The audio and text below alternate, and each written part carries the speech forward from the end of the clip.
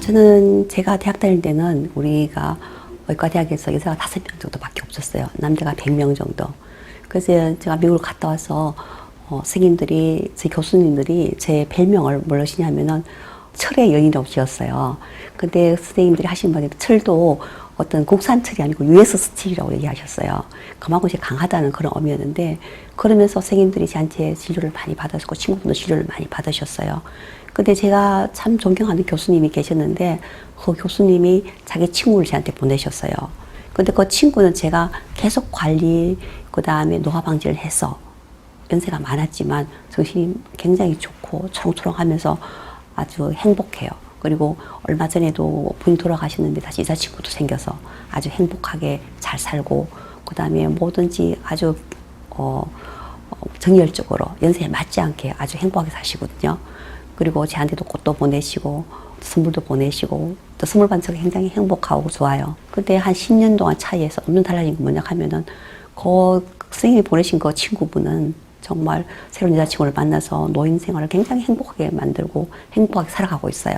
여행도 다니시고.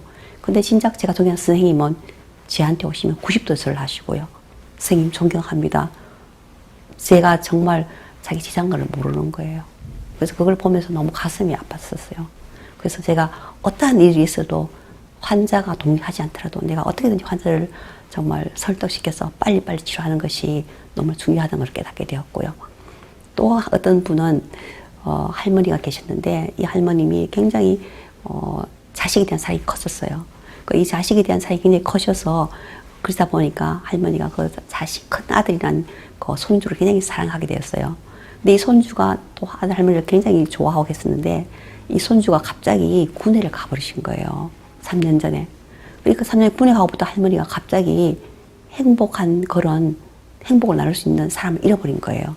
그때부터 점점 할머니가 시름시름 앓더니만 몸이 아파지고 우울증에 빠져서 치매가 온 거예요. 그래서 다 치매약을 먹고 그렇게 했었는데, 이 할머니를 보니까 사실 그게 아니었어요. 할머니가 자기가 행복을 나눌 수 있는, 행복을 줄 수 있는 대상을 잃어버린 거예요. 그래서 다시 제가 손주한테 편지를 쓰게 하고, 또 손주가 꽃을 보내지 않았지만 손주가 보낸 꽃을 해서 꽃을 기억해 하시고 하면서 할머니가 다시 기운을 찾으셔서 지금 아주 멀쩡하게 되신 분이 계세요. 그래서 그런 걸 보면서 우리가 생각이 얼마나 중요한지, 행복할 수 있는 그런 목적이 있다는 것, 행복의 대상이 있다는 것이 얼마나 중요한지 너무나 저는 깨닫게 되었어요. 그래서 우리가 정말 우리가 노화 방지에 있어서 이 행복이라는 것은 굉장히 빼놓을 수 없는 그런 것이고요. 또 행복도 정말 있을 때 해야 되는 거예요. 저는 저희 어머니가 심진전에 돌아가셨는데요.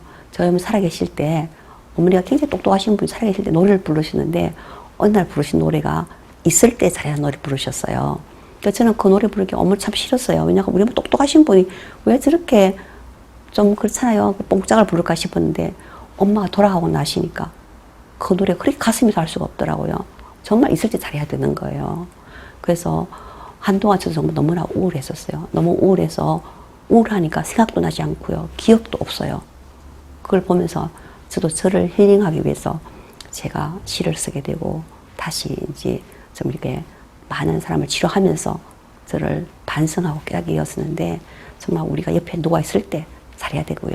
그 행복의 조건을 줄 수 있을 때 많이 주는 것이 나도 좋고 상대방도 좋고, 그것이 바로 이 세상을 아름답게 하는 그런 행복 바이스 될 수 있다는 것을 꼭 말씀드리고 싶습니다.